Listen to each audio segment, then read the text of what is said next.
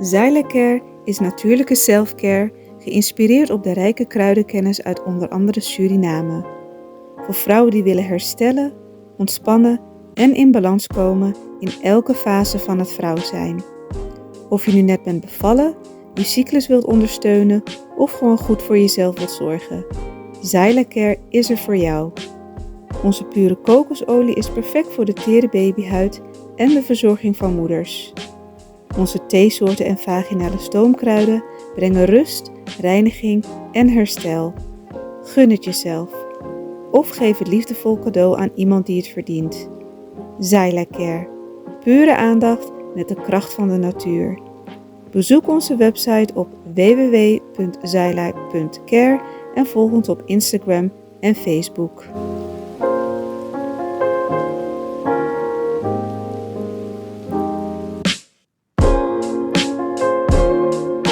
Dames en heren kijkers en luisteraars van Cultuur TV Internationaal. Een van harte goedendag. Ik ben hier op het terrein van de Nationale Assemblée waar het een paar dagen al behoorlijk fel aan toe gaat. We weten dat de coalitie zich stoort aan de attitude van de oppositie. De mensen die in de oppositie zitten, die hebben het tot een habitat gemaakt, althans tot een gewoonte gemaakt om de vergadering uit te lopen en 2-3 man achter te laten om gegronde verwijten enigszins te voorkomen. Maar desondanks is het heel lastig en vervelend voor doeltreffende vergaderingen. Dus u begrijpt wat er in Suriname op dit moment aan de hand is. Het spant erom. Ja. En hier heb ik meneer Sapoen, die wij... Goedendag heer. Goedendag. Hoe is het met u? Met mij gaat het uitstekend. Nou, mooi zo. U ziet er ook uitstekend uit. Dit is Cultuur TV Internationaal. We praten een beetje met de Surinamers over zee. In Nederland, België, Amerika, Frankrijk en overal elders. Het spant erom in de Nationale Assemblée deze dagen. Er zijn een paar dingen waar men zich over buigt. Namelijk, men wil een paar nieuwe wetsvoorstellen zijn in de maak. Ja. De onderwijzerssituatie of de lerarensituatie in het land is aan de orde. Wat vindt u van de houding van de Nationale Assemblée ten aanzien van deze zaken? Ik kom straks bij houding en gedrag van de politie in de openbare ruimte. Maar de nieuwe wet, we zien dat de oppositie de zaal verlaat, grotendeels, wanneer er ernstige zaken besproken moeten worden. De coalitie ergert zich eraan, stoort zich eraan, praat erover. Uw collega Bronto heeft gisteren hommage geoogst. Hè? Men heeft hem gecomplimenteerd voor zijn betoog, hè? Voor zijn toespraak gisteren. Hoe vindt u de situatie in de Nationale Assemblée op dit moment? Ik denk dus dat het eigenlijk verwachtbaar is. Hè. We hebben een heel traject afgelegd wanneer u het hebt over de voorgestelde grondwetswijzigingen. Een heel traject van overleg en draagvlak zoeken voor de voorgestelde wijzigingen ten aanzien van de rechterlijke macht, Ja. Openbaar Ministerie en cassatie. Ja. En uiteindelijk bereik je een punt waar de debatten in de politieke zaal moeten worden gevoerd, zodat jij dus in het openbaar ook kennis kan dragen van de verschillende inzichten die er politiek bestaan. Ja. En zoals het er nu uitziet, we hebben straks de eerste ronde op zitten. Je krijgt dus die initiatiefnemers aan het woord na de commissie van rapporteurs. En als ik dus een resume mag maken, denk ik dus dat wat betreft de derde instantie, die een grondwettelijke fundering behoeft, dat je daar een kamerbrede ondersteuning voor hebt. Zij dus dat in latere instantie nog bij een andere organieke wet je dus expliciet moet aangeven wat het spoor zal zijn, of CCG, regionaal of eigen Hoge Raad of aanleunen bij de Hoge Raad in Nederland. Ja. En ten aanzien van het tweede Dat ligt iets gevoeliger, omdat vaak in de discussie niet zozeer die verhoudingen tussen die staatsmachten wordt besproken, grondwettelijk, maar dat je dus, en dat is eigenlijk begrijpelijk en dat is wat je moet voorkomen. En dat is ook een van de redenen waarom we zeggen je moet die hervorming op dat gebied ook doorvoeren. Dat men dus echt focust op de persoon van de PG en minder op het Openbaar Ministerie als instituut. En het was verwachtbaar dus dat je dan scherpe discussies hebt over mogelijke politieke inmenging. En dat is iets wat we juist niet moeten hebben. Ja. En we zijn nu ten aanzien van dat punt beland in een situatie waar dus je een deel hebt, voornamelijk de oppositie die dus geen voorstander daarvan is, van een college, maar dus meer wil blijven vast pinnen aan die centralistische macht van een procureur-generaal die alleen het monopolie heeft over opsporing en vervolging. En aan de andere kant heb je dus de voorstanders van een college om die macht te spreiden. Ja. Zodat je dus ook meer checks en balances intern hebt en meer ruggespraak hebt, collegiaal, voordat je dus overgaat tot een besluit tot opsporing en vervolging. En dat is natuurlijk ook belangrijk, vooral in gevoelige maatschappelijke politieke issues. Dus dat zijn de tegenstellingen die zo zijn boven komen drijven. Maar dat is voor mij verwachtbaar, hoor. Het is voor u verwachtbaar. Voordat ik verder ga, helpt u mij. Want het uitspreken van uw naam is ook een issue voor vele mensen. Ik denk dus dat ik de makkelijkste naam Zegt u het? Met gemak in de mond die het neemt, Sapoen. En dat is niet de voornaam, dat is de achternaam. Zie je wel, meneer Sapoen. Ik heb een makkelijke naam, Ra. Klaar, R-A, Ra. Meneer Sapoen. Uw collega, meneer Atompai, die heeft het gisteren in de Nationale Assemblée al aangegeven. Hetzelfde wat u nu gezegd hebt, zegt hij ook van de wereld verandert, Suriname verandert en monopolie in handen laten van één persoon is de persoon bezwaren met te veel macht. Ga die man ophalen en sluit hem op. Dat is een zorg natuurlijk. Maar zelfs, dat hoeft niet zozeer te zijn. Maar je kijkt naar de toekomst. En dat doen wij als politici toch. Wij zijn bezig vorm te geven aan de toekomst. Ja.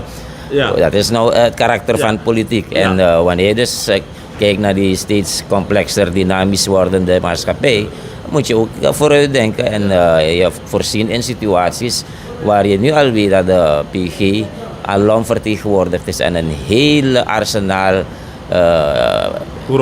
onder zich heeft. Ja, los daarvan, maar dat werkterrein dat hij onder zich heeft op het gebied van opsporing en vervolging, handhaving van het recht, is enorm uitgebreid. Op het gebied van milieu, verkeersproblematiek, die communestraf, delicten, staatsdelicten. Dus in de toekomst zie ik dat wanneer je dus overgaat tot de instelling van een college. Goedemorgen.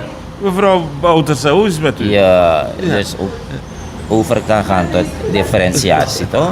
Waarbij je dus één PG belast met vervolging, opsporing van die commune, strafbare feiten. Mag ik de andere PG, dat wat ik net deed was vrij onbeleefd? Ja, dat was heel niet vrij, dat was helemaal onbeleefd. Ik zou bijna net zo even... Nee, het is goed dat wij elkaar beter kennen.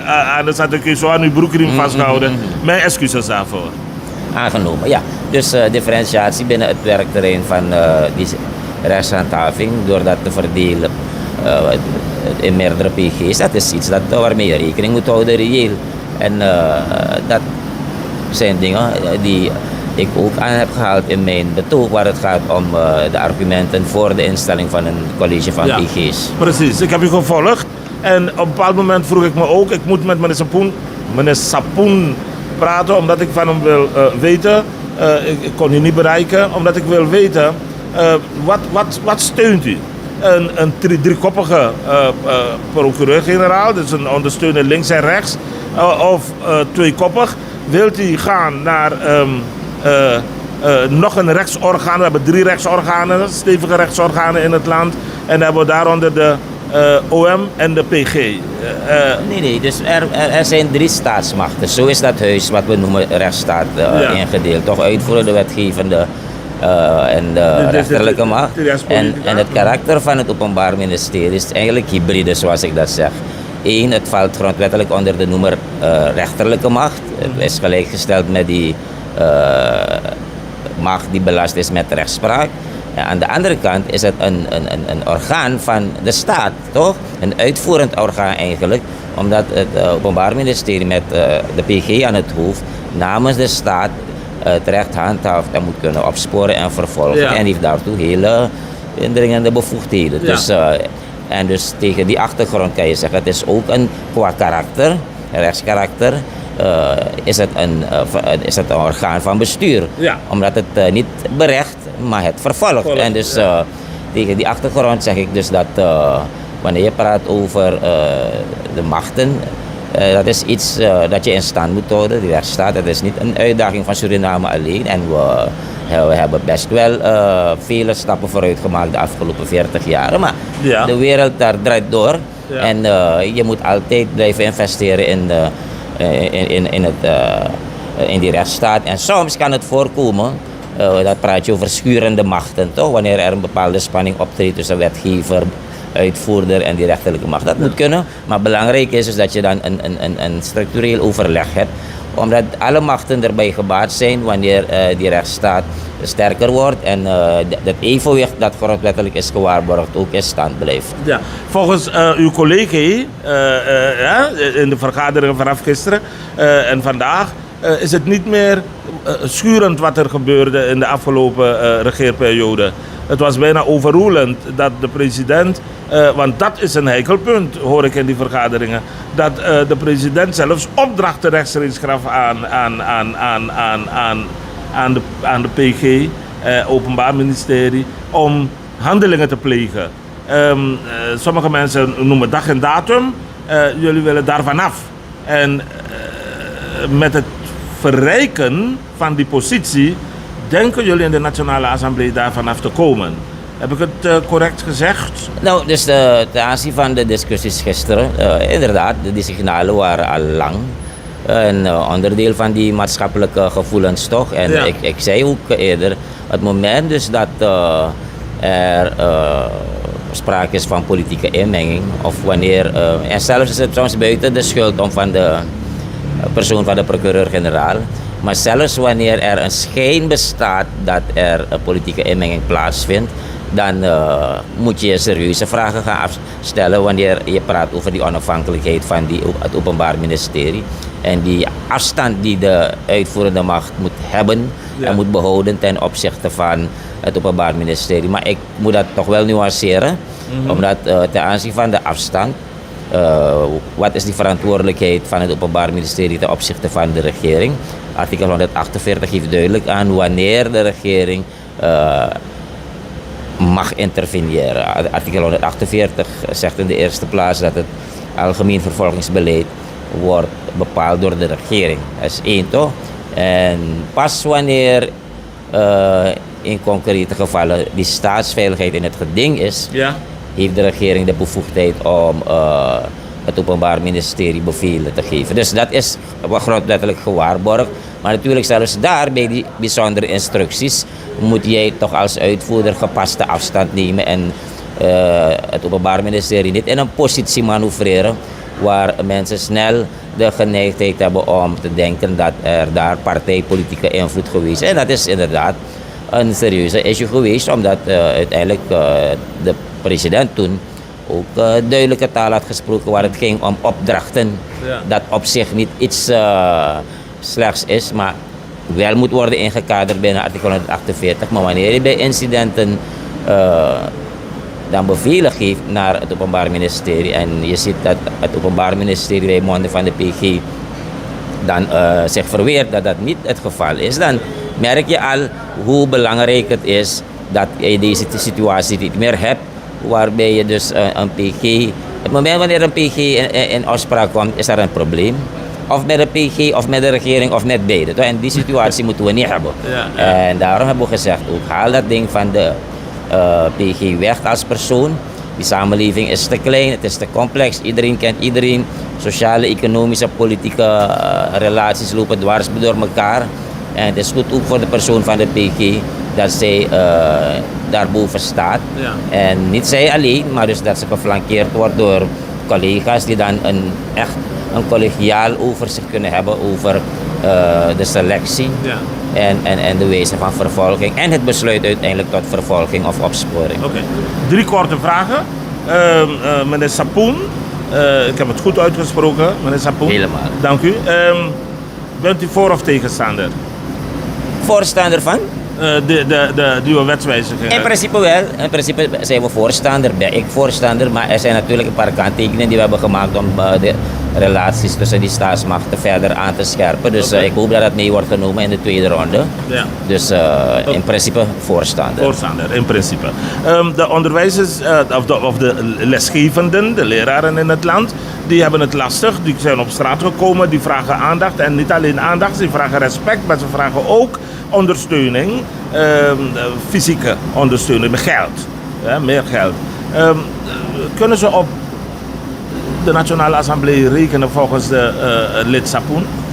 De Nationale Assemblée bestaat uit 51 parlementariërs die soevereine wil van het volk tot uitdrukking brengen, zoals het in de grondwet staat natuurlijk. En we zijn er voor het volk. En wanneer het gaat om belangen van een deel van het volk, de onderwijsgevenden, dat is niet een onbelangrijke groep, is het belangrijk dat je weet wat je rol is als DNA. Ja. En niet voor niets hebben we ten aanzien van onderwijs, middels die vaste commissie waarvan ik ook lid ben, de afgelopen maanden frequent contact gehad met het ministerie van Onderwijs en de stakeholders in het proces, leerkrachtorganisaties, vakorganisaties, om te kijken hoe wij gezamenlijk de knelpunten die er zijn op kort en middellang termijn samen kunnen aanpakken.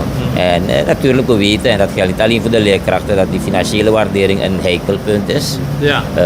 Allemaal Virasani. De situatie is economisch heel moeilijk. En dat moeten we toegeven. De president heeft dat ook toegegeven. En daarbij eerlijk gezegd, jongens, we willen jullie dat graag geven. Ik weet dat jullie er recht op hebben. Maar hou er rekening mee. Het zal impact hebben op de rest van de economie. Omdat onze economie niet zoveel kan verdragen. Het is een kleine open economie. Waarbij je dus rekening houdt met jouw verdiencapaciteit.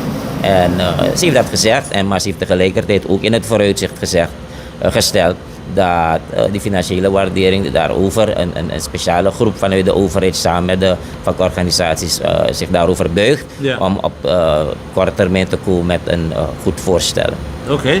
We zijn benieuwd en we houden de ogen open. Met argusogen volgen we de ontwikkeling dan. Mijn laatste vraag, min of meer, is: de politie is ontzettend heeft zich verwijtbaar gemaakt in de openbare ruimte. Uw collega Ebu Jones heeft er aandacht voor gevraagd.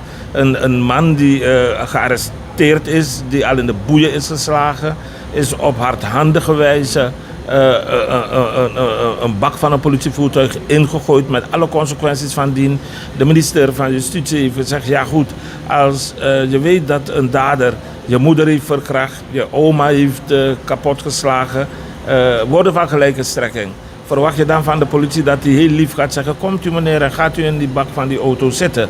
Maar het is toch niet de bedoeling, meneer Sapoen, dat je iemand in de boeien slaat, een weerloze persoon, een arrestant. En dan gooi je hem als een bak vuil in een wagen met alle consequenties, hersenschudding, gebroken tanden. Dat is toch niet de bedoeling? Nou, ik denk, voor mezelf weet ik dus dat ik ten aanzien van operationele zaken, vooral wanneer het gaat om politie optreden, ik me zo min mogelijk daarover uitlaat. Ja, maar iedereen heeft het gezien. Ja, omdat je moet de toen heersende omstandigheden en feiten ook in acht nemen. Dus ik weet niet, ik was niet op dat moment, ik weet niet precies hoe de context daar was, hoe de hitte van die omstandigheden er was, omdat ik ervan uitga, en dat moeten we blijven beschermen natuurlijk, dat de politie altijd proportioneel optreedt, toch? Ook in de meest extreme omstandigheden. Maar ik kan me voorstellen dat die omstandigheden er niet altijd van die aard zijn dat de politie strikt volgens het boekje kan werken. Daarmee breek ik geen lans voor het politieoptreden. Maar ik zeg dat je wel een goede afweging moet maken tussen wat op dat moment in die context vereist is als politieman. En aan de andere kant moet je ervoor zorgen dus dat de grondrechten van elk individu, ook van daders, gewaarborgd moeten zijn. En daar ga je altijd in de praktijk spanning hebben. En het hangt helemaal af van die feitelijke situatie, hoe jouw oordeel gaat zijn. En de minister heeft gelijk. de heer Jones heeft ook gelijk. Dus we moeten daar een gezond balans vinden tussen... maar het boekje zegt natuurlijk geen excessief politieoptreden, niet buitenproportioneel geweld gebruiken, want je bent daarvoor getraind. Maar aan de andere kant zie je weer dus dat die omstandigheden van die aard kunnen zijn, dat op dat moment het gerechtvaardigd was, dat je dus een beetje hardhandig, dan wat je normaal zou moeten doen, moest optreden. Dus ik wil daarover geen uitspraak doen hoor. Ik denk dus dat we allemaal ook in de praktijk, de politie, nu zo weet dat er heel streng gekeken wordt naar hun optreden. En optreden dat ook daarmee rekening houdt met die gevoelens van die maatschappij. Vooral in een tijd waar je dus ziet dus dat social media erg actief is en dus alle stappen volgt. Niet alleen van de dader of het slachtoffer, maar ook van de politie. Dat is een feit. Meneer Sapoen, ik ga u bedanken namens alle kijkers van Cultuur TV Internationaal voor nu. Wel wil ik u vragen dat als zich daar aanleiding voor doet, als we u weer kunnen aanspreken voor een gesprek voor verduidelijking van zaken. Dat doe ik graag. Dat vind ik heel aardig. Welkom. Daarvoor zijn we Cultuurcom-fans. Ja, heel aardig. Dank u vriendelijk. Dank u wel. En succes hoor. Ja, dat was dus de geliefde meneer Sapoen, die met niet mis te verstaande woorden aangeeft wat de stand van zaken is momenteel met betrekking tot de wetsvoorstellen die gedaan zijn om in elk geval versterking te bieden aan het Openbaar Ministerie en de procureur-generaal. Wie is er voor en wie is er tegen? Hij is er voor, zegt hij. En nou ja goed, we zullen zien als dat voorstel is geland, welke kant het op gaat vallen. Ook het optreden van de politie in de openbare ruimte, zegt hij, moet je bekijken op het moment waarop zich dat gedrag voordoet.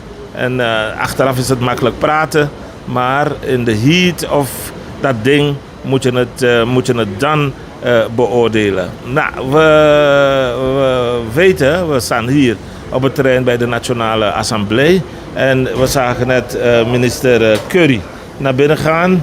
We zagen ook minister Bassaron naar binnen gaan, maar we waren net in gesprek met dus de heer Sapoen. We zien een andere assembleelid die is zijn spullen wezen halen om de vergadering in te gaan en bij te wonen.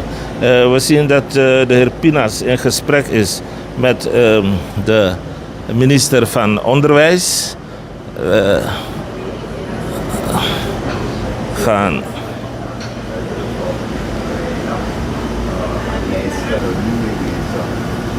Om precies vast te leggen de processen.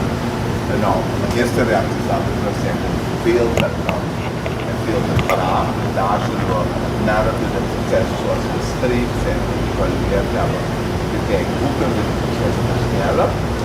Maar de volgende stap is ook, we moeten het automatiseren. Omdat je dan precies kan weten waar het document ligt. En dan hebben we meer transparantie.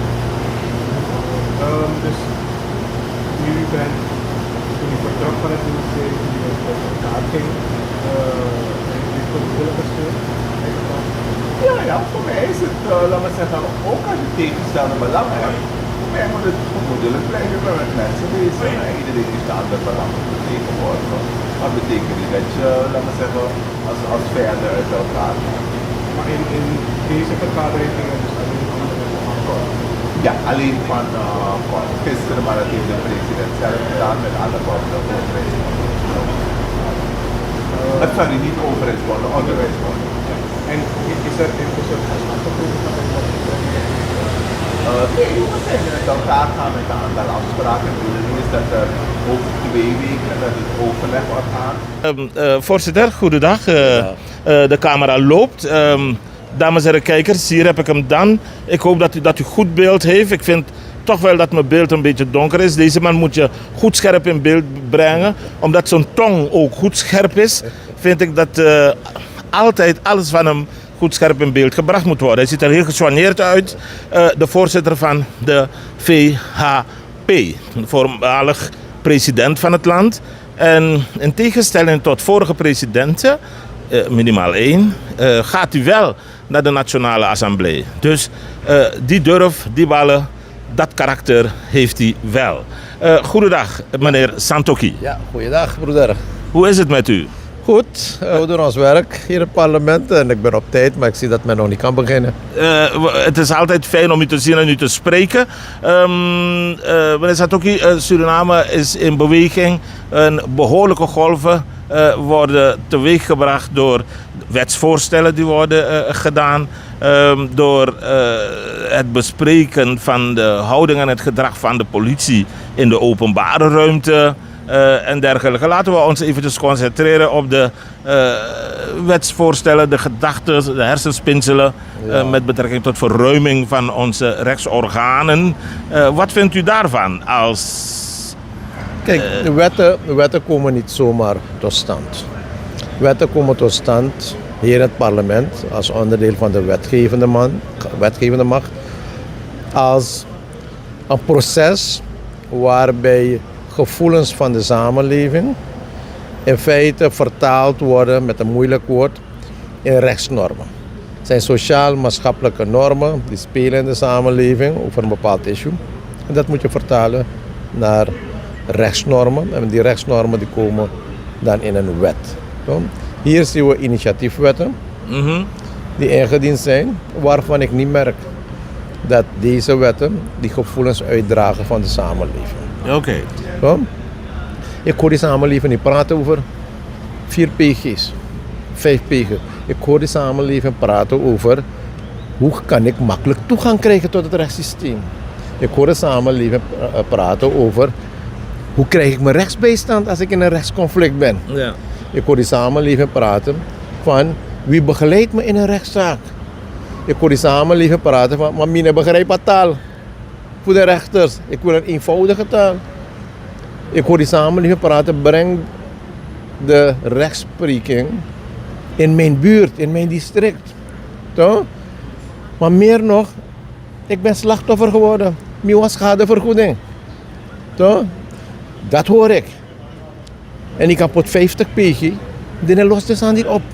Dus wat je moet doen, is kijken wat er in de samenleving leeft en die dingen vertalen naar een westproduct. Ik denk aan een rechtswinkel in de buurt. Ik was maar kiezen wat probleem. Nou moeilijk zijn dat kinderen voor een rechtsbijstand.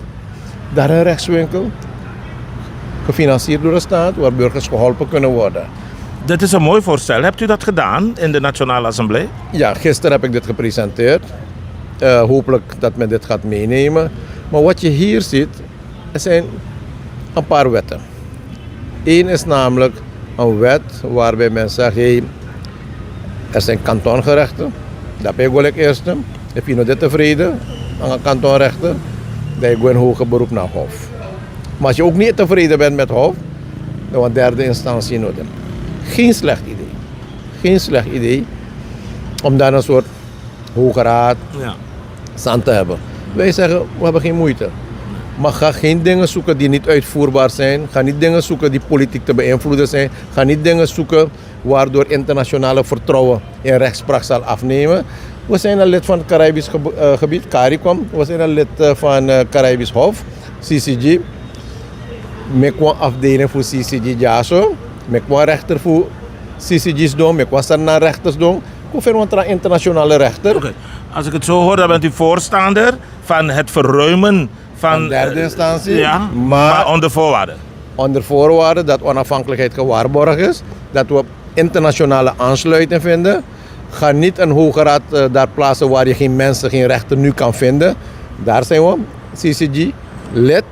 Laten we hun bij betrekken. Laat er een afdeling hier komen van hun in Suriname. Beginnen we daar. Totdat in het traject we vinden eigen rechters. Maar wacht u nog voor u. Wacht u nog. Het is mooi. Maar Ingrid Stongo taki. Ja. No.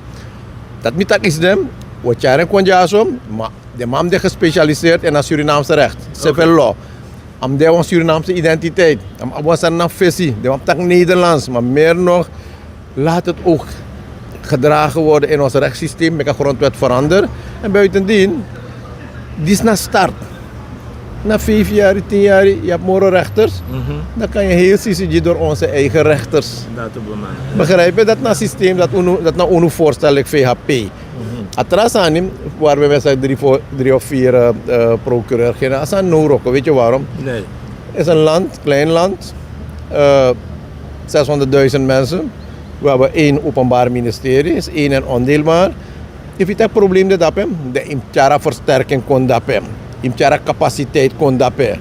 Want if je het keren, rokolai, dat is even goed dat je rokolai ja president, je pot morgen president in akkonde. A rokolai na korps, je pot 3 korpschef. A rokolai na leger, je pot 3 bevel. No, asan dat nee roko zo. Asan je go roko aan een systeem zou abi. Er moet een centrale leiding zijn, maar in een organisatie kan versterken.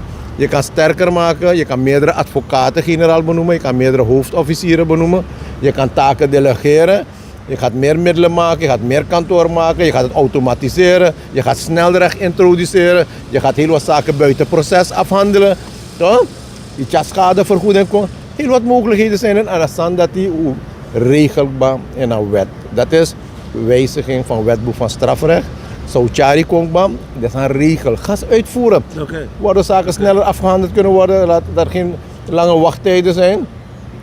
Maar een herwet staat er maar in, een onderbouwing, met als gevolg dat iedereen die conclusie trekt, ja, dat is maar politiek zijn. Toch? Er moet een politiek instrument komen voor controle, het openbaar ministerie, dat mag nooit gebeuren. Want UNO is in een fase, aan een big investeren in de kondre. Olie en gas, contracten ook komen. Je moet op een maritieme zone, op maritieme jurisdictie, boorplatformen gaan. Conflict op SAM. Recht moet worden toegepast. Specialistisch recht. Verzekering, internationale verzekering. Problemen op SAM. Rechtsconflict ook. Dus je moet vertrouwen voor de internationale investeerders. Ja. En als je pot een systeem had, in een rechtssysteem voor in een hoger beroepsinstantie. In een PG, per vertrouwen nodig, de investering altijd een vrees. Hey, ik heb een conflict. Ja. Mino kies eerlijke behandeling. Als politiek manipuleren. Dus kortom, we moeten ook naar deze zaken kijken. Laten we alles doen dat er geen politieke inmenging plaatsvindt. Laten we alles doen dat het een onafhankelijke instantie blijft. En laat het hiermee de rechtsstaat Suriname verder versterkt worden. Ja. Goed, laten we hopen dat dat ook bereikt wordt. Tot slot, voorzitter. U heeft het niet makkelijk. Als oppositie in de Nationale Assemblée hebt u gisteren storm over u gehad. Althans, de oppositie heeft een storm over zich gehad door de coalitie. Omdat men van oordeel is dat op een gegeven moment de oppositie de zaal massaal heeft verlaten. Wat vindt u van de kritiek? Nee, ik ben het woord daar zo. Ik heb een bijdrage geleverd. Dat is het moment om in discussie met mij te gaan. Oké. Iedereen kon vragen stellen. En ze hebben ook vragen gesteld. Ik heb naar mijn beste wil en weten geprobeerd alle vragen te beantwoorden. Toch? Dus op dat moment zeg ik, dat was het moment met de discussie. Dan heb ik mij even teruggetrokken, omdat ik wat andere verplichtingen had. Ik heb begrepen dat ook andere leden zijn weggegaan. Vandaar, ik heb net gesproken met de leden en ze hebben gewoon aangegeven dat ze geen zinnige bijdrage verwacht hadden van de volgende spreker. Wij moeten alle sprekers respecteren, moeten alle sprekers luisteren. Maar inderdaad, als je komt, lever een zinnige bijdrage. Een bijdrage die de natie Suriname kan versterken. Een bijdrage die het parlement, het functioneren van het parlement kan versterken. Ja. Een bijdrage waardoor er meer vertrouwen ontstaat. Maar als je kon napdappen voor koskosi. Heb je er niks aan? Begrijpen? Dus ik denk dat de reden is. Maar nogmaals, we zijn er vandaag. Kolo Faigo. Ja, dat is goed. Ik ga u bedanken namens de kijkers van Cultuur TV Internationaal. Ja, inderdaad. Ik heb het ook gehoord. Voorzitter, succes. En we blijven u volgen. God bless you. Lobby, dank u wel. Kijkers en luisteraars, God bless you. De laatste woorden van onze ex-president, meneer Santokhi, Chandrika Prasad Santokhi, die nu nog steeds voorzitter van de VHP en die als oppositie in de DNA zit en vragen moet beantwoorden. Heeft het niet makkelijk, maar wie heeft het makkelijk wanneer het erom gaat dat je standpunten en uitspraken en dergelijke moet verdedigen in de Nationale Assemblée. 2 dingen moet ik u vragen. Kijkers, ik heb net in het gesprek met meneer Sapoen zag ik een minister en een DNA-lid. En ik kon het niet nalaten om hun aandacht te vragen, omdat ik hun ook wilde vragen om even te blijven staan. Omdat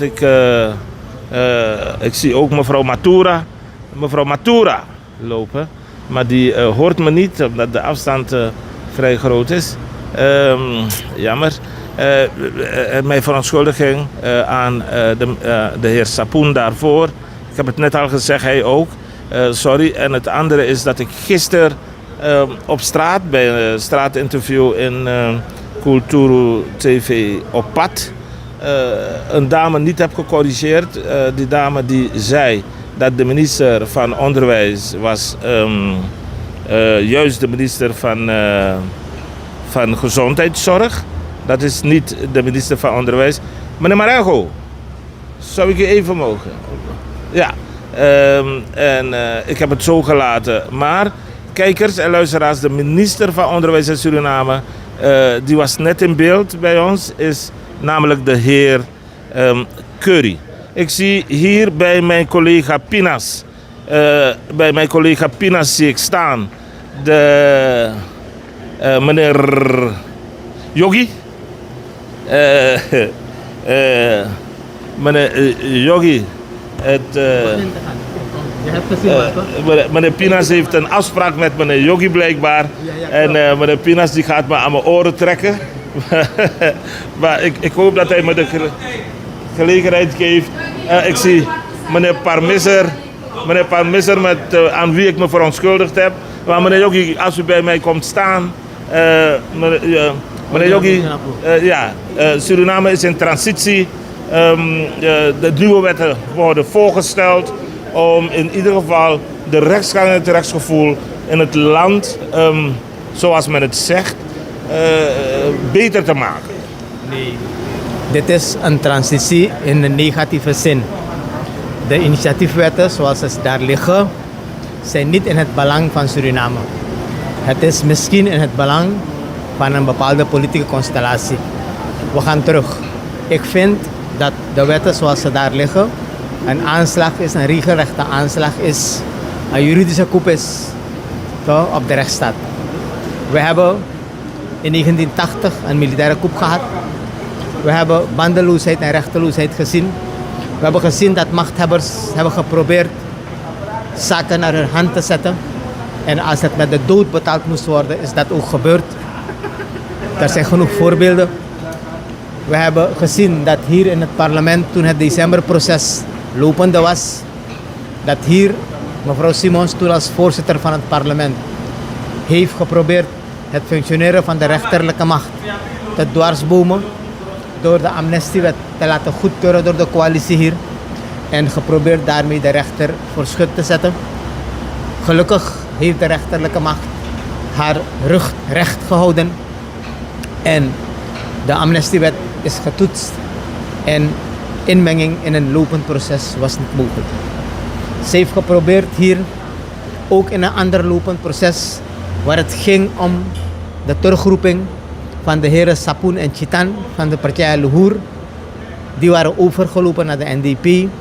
Daar heeft mevrouw Simons ook gebruikmakend van haar bevoegdheid als voorzitter van het parlement de agenda te mogen bepalen.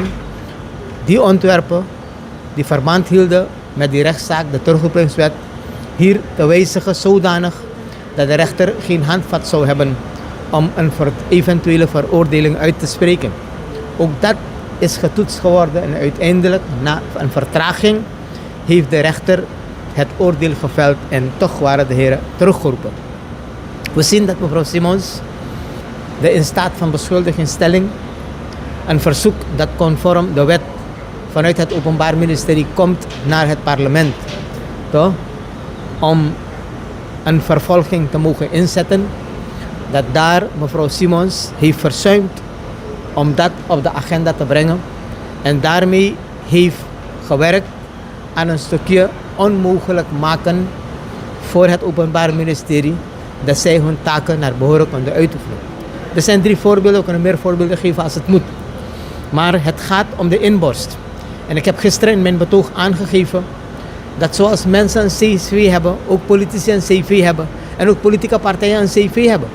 En wanneer wij kijken naar de cv van deze coalitie die nu aanzet, met name, laat me niet praten over coalitie. Er zijn goede partijen erin ook.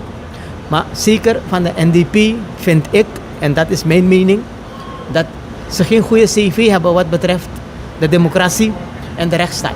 Wordt het ooit goed tussen de NDP en de VAP? Wij hebben met iedereen gesproken in dit land. Maar wij zijn vrij geweest altijd om partnerschappen aan te gaan of partnerschappen af te wijzen. En we hebben altijd partnerschappen met de NDP afgewezen, omdat het onderwerp precies waarover we praten, het daarover gaat. Het gaat om mensenrechten. Het gaat om die democratie. Het gaat om die rechtsstaat. En op dat punt hebben we altijd hemelsbreed verschild van de NDP. En vandaag verschillen we ook hemelsbreed van de NDP. En daarom praat ik tot u over de cv van politici, maar over de cv van politieke partijen. Zoals de cv van de NDP eruit ziet, is dat geen uitnodiging voor ons naar de NDP toe op dit moment. Ja. Toch? Ja. Dus daarom, en dan zeg ik u, de rechtsstaat is in gevaar. Wanneer deze wetten worden goedgekeurd, betekent dus dat het Openbaar Ministerie bewenst wordt door meerdere PG's. Ja. Niemand weet wie de orde moet handhaven daar. Niemand weet wie bevoegdheden moet hebben daar. Niemand weet hoe de spelregels zullen zijn. Gaat de NDP 2 mensen voordragen? Gaat de NPS 1 voordragen? Gaat de ABOP 1 voordragen? Gaat de VHP 4 voordragen? VHP gaat 0 voordragen. Al wordt er gevraagd aan de VHP. Nogmaals, rechtsstaat en rechtsstatelijkheid is erg fundamenteel voor de VHP vanaf het ontstaan van de VHP. Toch? Wij vinden dat een bijzonder goed is voor elk mens. Meneer Yogi, we hangen graag aan uw lippen, omdat u echt goed te berde komt, goed gebekt te werden. In ieder geval, u komt goed voor de dag. Het kan toch geen kwaad, maar u moet me bijpraten en mijn kijkers ook, als er nog een rechtsorgaan in Suriname komt die de al bestaande rechtsorganen moet ondersteunen om het werk beter en sneller en vlotter te doen. Uitleggen. Ja. Er zijn meerdere voorstellen, maar er zijn concreet 2 voorstellen. Voorstel 1 is een college van PG's en voorstel 2 is cassatierechtspraak. 3 PG's. Gaat u gaan, neemt u me niet kwalijk. Cassatierechtspraak. We hebben stakeholders gehoord hier. We hebben een symposium georganiseerd met mensen met klinkende namen in de rechtswereld. Nationaal en internationaal hebben daaraan geparticipeerd. En waarom hoor je mensen? Omdat je een gekristalliseerde mening wil hebben welke de lijn is die je eventueel zou moeten volgen bij de behandeling. En het is zo dat wanneer een ontwerp komt in het parlement, dat ontwerp niet precies zo teruggaat als eindproduct. Maar wij zien tot nu toe een enorme halsstarrigheid bij de coalitie om dat ding precies zo eruit te krijgen. Wat voor zin heeft het dan gehad om al die geleerden, deskundigen aan het woord te laten hun te vermoeien? En één ding wordt gezegd, cassatie, daar kunnen wij ons in terugvinden. Toch? Maar cassatie heeft ook 3 mogelijkheden. 1 is een eigen hof, Hooggerechtshof voor Suriname. 2 is Caribbean Court of Justice. We zijn al lid. We hebben 3 miljoen contributie betaald. En de derde is een CCG-kamer in Suriname. CCG is een regionale organisatie met internationale standaarden en met internationaal gezag. Waarborging van onafhankelijkheid is ingebed. En dat is precies die garantie die wij willen hebben voor die samenleving. Dat er geen willekeur wordt toegepast. We zijn voorstander dat na het Hof van Justitie er nog een instantie is die kan toetsen wanneer de burger bij de uitslag bij het Hof van Justitie niet tevreden is. Dus wij zijn geen tegen. Het punt is namelijk, rechter hofpresident Rasool Baks heeft tijdens de hearings aangegeven dat wij in 2003 9 rechters hadden. En RAIO-opleidingen zijn van start gegaan als oplossing daarvan. En nu heeft dat vruchten afgeworpen en we zitten op 31. Maar het is niet genoeg. Als we die derde instantie willen bemensen met eigen rechters, dan moeten we 70, 80 rechters hier hebben. Zo, op 600.000 inwoners. Nee, om die cassatie-instituut te bemensen heb je genoeg rechters nodig. Want we doen zaken in eerste aanleg, we doen zaken bij het hof. En je gaat niet dezelfde rechters zetten overal om het proces te doen. Logisch. Dus het wordt een instituut, een cassatie-instituut, dat gespecialiseerd is, deskundig is, gezaghebbend is en niet eerder kennis heeft genomen van feiten. Die zijn voorgehouden. Dus je moet andere mensen daar zetten die deskundig zijn. In Suriname hebben we die capaciteit niet. We hebben dat geld ook niet om die organisatie op te zetten. En dan is de weg naar CCG. Of een tussenweg. CCG heeft gezegd van luister, wij zijn akkoord om civil law toe te passen met jullie. Omdat de rest van de CARICOM bijna common law is. En dat is een groot verschil. En wij zijn bezig, wij willen u accommoderen met civil law, met rechters uit diezelfde civiele gemeenschap, toch? Maar onder supervisie. En dat is belangrijk, nogmaals, om die borging te hebben. Een andere mogelijkheid is om het Hooggerechtshof in Nederland te adderen. Maar dat Tamara Jere Baka, de ma podem bakra voor beslist op UNO. Wat mogelijkheid dat is? Dus dat is één. Tweede is die college van PG's. Onze wetgeving is helder en duidelijk. En nu willen ze met wijziging van artikel 45 van de grondwet alle bevoegdheden ten aanzien van opsporing en vervolging van de PG in feite knippen. Als de PG geen deel kan zijn van die opsporing en instructies mag geven aan de politie, dan gaat de opsporing ergens blijven hangen. En dan gaan we weer klagen. En het is niet zo dat een officier, hulpofficier, een AG van PG's morgens opstaat en zegt van luister, en we gaan vandaag iemand vervolgen. Toch? Er is duidelijk aangegeven hoe vervolging plaatsvindt. En vervolging plaatst conform de wet voor. En er wordt hier gezegd door de coalitie, er zijn geen checkmomenten. Er is continu checks en balance. Wanneer een aangifte wordt gedaan bij de politie tegen iemand, begint de politie een onderzoek te plegen. Wanneer de politieman het onderzoek heeft afgerond, wordt dat voorgehouden aan de hulpofficier of de politiepost zelf. Die kijkt. En wanneer hij heeft gezien, stemt hij af met de officier op het parket. Derde check.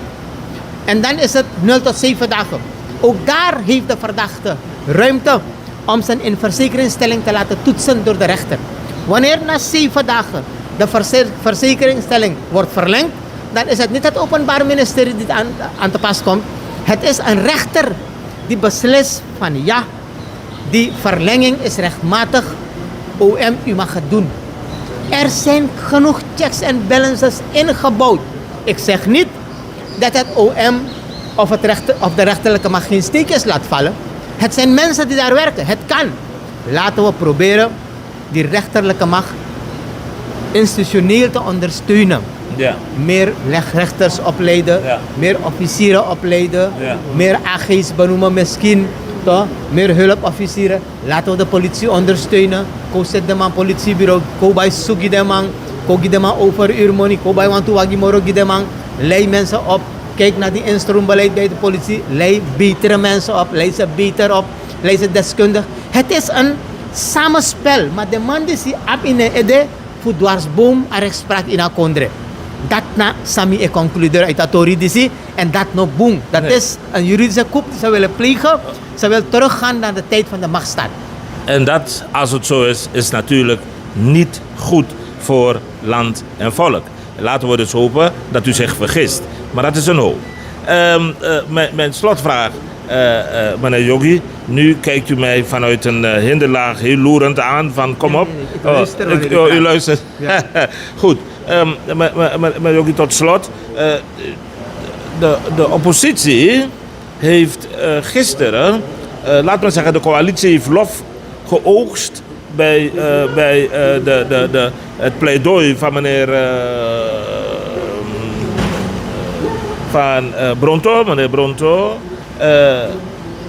Maar de oppositie heeft het om de oren gekregen, omdat jullie voor de oppositie verweten wordt de zaal te verlaten op het moment waarop het toedoet.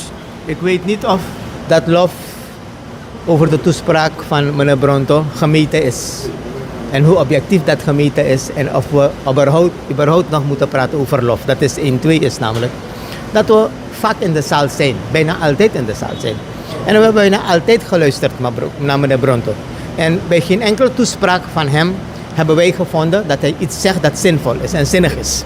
En gisteren toch, waren we ook moe een beetje. En we hebben spontaan gezegd, man, koekwe, unoarkamandisi. Dat is het. Oké. Dat is het. Omdat wij vooraf wisten dat hij geen enkele bijdrage zou leveren, dat in het belang zou zijn van het land. Het is duidelijk, tot slot een kort antwoord. Wat verwacht u? Zal de wet aangenomen worden? Zal onze rechtsorgaan verruimd worden? Ik heb geluisterd bij de behandeling. En daarom praat ik over de NDP-fractie. Ik praat niet over de totale coalitiefractie. Meneer Brunswijk, als lid van de commissie van rapporteurs, als ondervoorzitter van het parlement, als voorzitter van de ABO, heeft gesproken en heeft een bijzondere goede bijdrage geleverd dat niet bedreigend is voor de rechtsstaat. Meneer Pawiro Rejo, de fractieleider van de NPS, heeft een betoog gehouden waaruit je ziet dat de NPS een partij is die democratie en rechtsstaat hoog in haar vaandel draagt. Ja, u en NPS zijn broers. U gaat de NPS nooit laten vallen. Dus ik vraag me af als u nu objectief bent. Ik ben objectief. Okay. Ik praat over de toespraak van meneer Gerald Pawiro Rejo. Okay. En ik zeg wat ik daaruit heb geconcludeerd. Dus wanneer ik die 2 grote heren heb beluisterd, dan heb ik nog enige hoop dat gaande de behandeling toch ratio zal zegevieren, dat mensen hun kwade bedoelingen laten vallen en inderdaad gaan kijken naar de rechtsstaat, de democratische rechtsstaat Suriname. Die zit aan de vooravond van grote economische financiële ontwikkelingen en waar men het internationaal vertrouwen van bedrijven, ondernemers niet gaat schaden. Alsjeblieft. Dank u wel. Aldus de heer Joggi. Dank u vriendelijk. Succes. Kijkers, u heeft hem gehoord. Hij is altijd ready. En ik zie dat de heren zich ergens heen spoeden. Even kijken waar ze naartoe gaan. Ik ben zo bij u terug. Goed, dames en heren kijkers. En hier hebben we hem dan eindelijk. De reus. Een van de reuzen in de Nationale Assemblée. De heer Marengo. De heer Marengo heeft gisteren met niet mis te verstaande bewoordingen gegeven.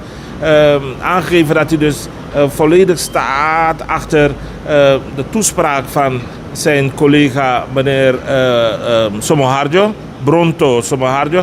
Hij heeft veel lof geoogst, applaus, voor de manier waarop hij in ieder geval te berde heeft gebracht het verschil tussen toen, de regering Santokki Brunswijk, en nu. Hoe de PG te werk ging en hoe er opdrachten gegeven werden om bijvoorbeeld de heer Adin, die minister was, op te pakken, op te sluiten zonder meer. De macht die in handen van 1 persoon ligt, kan te groot zijn. En meneer Marengo heeft zich daar achter geschaard. Meneer Marengo, goedendag. Laat me u vragen hoe het met u gaat. Met mij gaat het goed, persoonlijk goed. Mooi zo. Met mijn werk, het lukt ook redelijk. Mooi. Het is stormachtig in de Nationale Assemblée op dit moment. Wetsvoorstellen worden gedaan. De politie wordt besproken. De wetsvoorstellen die gedaan worden om het rechtsorgaan, het rechtsgevoel in het land te verbeteren. Wat vindt u daarvan? Ik heb het ook al eerder gezegd, trouwens goeiedag. Ik sta er helemaal achter en niet zomaar. Maar zoals ik al eerder zei, er is waarschijnlijk een probleem. Als er geen problemen of wantrouwen er bestond bij onze rechterlijke macht, zouden we nu niet daarover hier zo praten. Dus er is waarschijnlijk een probleem. En ik heb het misschien genoemd een vertrouwenscrisis bij de bevolking. Ja. Weliswaar zonder onderzoek, maar we horen de velden overal, de geluiden overal. Waar je gaat in het veld, zegt men van boy, dan, die, dan, dat. Dus er is waarschijnlijk niet zoveel vertrouwen meer in onze rechterlijke macht. En vandaar dat we hier zo staan met deze wijziging. Dus ik sta erachter. Die voorstel het is ingediend, die wetwijziging. Ja. En we gaan over debatteren, discussiëren. Ja. En er zullen waarschijnlijk wat wijzigingen komen. Maar belangrijk voor mij is, er is iets gaande. En als volksvertegenwoordiger is het ons plicht om ervoor te zorgen dat we dat corrigeren. Even vertrouwen bij Guido, zoek maar vast niet vertrouwen komt bakken. Dat is voor mij belangrijk. Ja. Oké, je verwacht dat het aangenomen wordt, dat die wet operationeel wordt, dat het een wet wordt? Ik verwacht dat wel. Ik zeg ook, er kunnen misschien wat wijzigingen erbij komen, maar die wet, ik verwacht het wel. Je wil het graag, je verwacht het wel? Zeer zeker, zeer zeker. Oké. Meneer Marengo, uw collega Ebo Jones heeft bespreekbaar gemaakt de houding en het gedrag van de politie in de openbare ruimte, de manier waarop men omgaat met arrestanten. Ik wil geen olie op vuurtjes gooien, maar wel wil ik het met u hebben over waar u staat wanneer het gaat om de verdediging van de lesgevenden in het land die meer geld willen hebben voor hun arbeid. Wat vindt u daarvan als volksvertegenwoordiger? De leerkrachten? De leerkrachten. Kortom, de leerkrachten verdienen een betere positie. Duidelijk, die mensen verdienen meer geld. Ze hebben meer geld nodig. Ik ga niet zeggen iedereen, maar de meeste mensen die functioneren in het land, vanaf de PG, de president naar beneden, zijn naar school gegaan. En we hebben les gekregen van leerkrachten. Dus de mensen die ons gemaakt hebben naar de maatwerpina. Dus het is niet iets van nu. En de president is er duidelijk mee bezig. En de leerkrachten, de man kiest more money. Ja. Tot slot, u heeft zich ook persoonlijk gehekeld aan het feit dat de oppositie de zaal grotendeel heeft verlaten toen de coalitie de wetten, de dingen die op tafel lagen, wilde bespreken. Denkt u dat ze geluisterd hebben? Vandaag is het een beetje anders. Nou, gehekeld niet zozeer, maar het was voor mij tenminste een bevestiging dat ze weigeren om die waarheid aan te horen. Toch de mensen zijn weggegaan. U heeft gezegd weggerend. Eigenlijk wel. Eigenlijk wel. Maar zolang de feiten op tafel komen, dan if je nou een arka waarheid dan je long, je moppen. Dus ik ben het zo gaan zien. En afvallig dat, afvallig she, de mensen hebben gezien wat er allemaal gebeurd is. En ze zullen zich dan zelf verantwoorden bij het volk. Is het vandaag anders? Zijn er meer oppositieleden in de zaal? Ja, ik denk dat er vandaag meer leden zijn. Kijk, die oven is een beetje op spaar gegaan. Dus we gaan kijken hoe het later zal verlopen. Goed, meneer Marengo, ik ga u bedanken voor dit moment. Ik wens u heel veel succes toe en we volgen u met argusogen. Ik hoop dat wij u weer mogen uitnodigen voor een gesprek. Is daar aanleiding voor? Dank u vriendelijk. Yes, succes hoor. Dag. Aldus de heer Marengo, lid van de Nationale Assemblée. Die is 4 koppen groter dan ik, maar dat zag u zelf ook al. Die ons even te woord stond, waardoor hij nu volgens mij even te laat is om de vergadering bij te wonen. Ik ga er even uit. Ik ben hopelijk straks weer bij u terug met een andere lid van onze Nationale Assemblée. Misschien een minister. We zagen de heer Brunswijk net binnenkomen. We zagen mevrouw Bouterse. We zagen ook mevrouw Matura. Zagen we.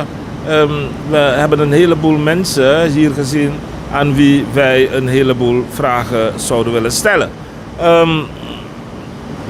Laten we hopen dat we de gelegenheid daartoe krijgen. Tot dat moment zeg ik dag. Tot straks. Dag.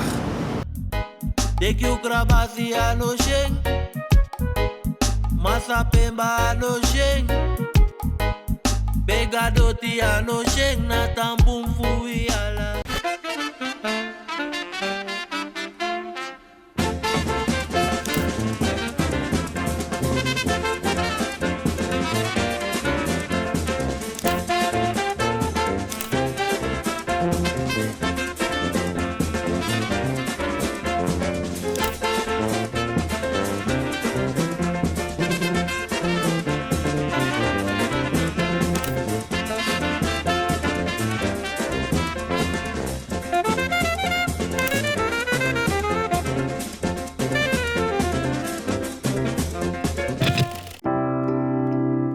Zorgen moet je doen, niet maken.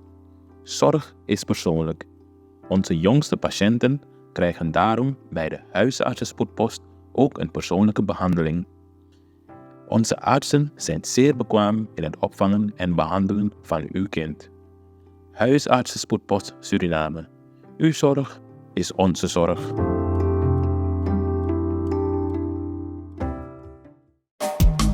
Vaderland, Suriname is mijn vaderland. Yeah.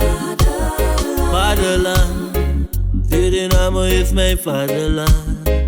Suriname is een heilig land, maar we doen wat toe onheilig staan. www.culturo.com voor de generation them.